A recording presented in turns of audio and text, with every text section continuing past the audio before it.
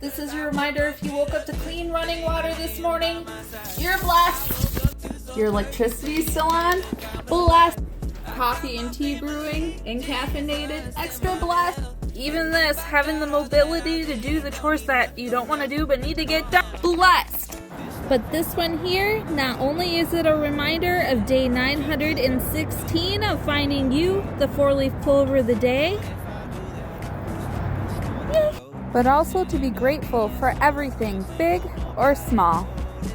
Because I promise there's someone out there praying for the blessings you take for granted. Like always, I'll see you tomorrow.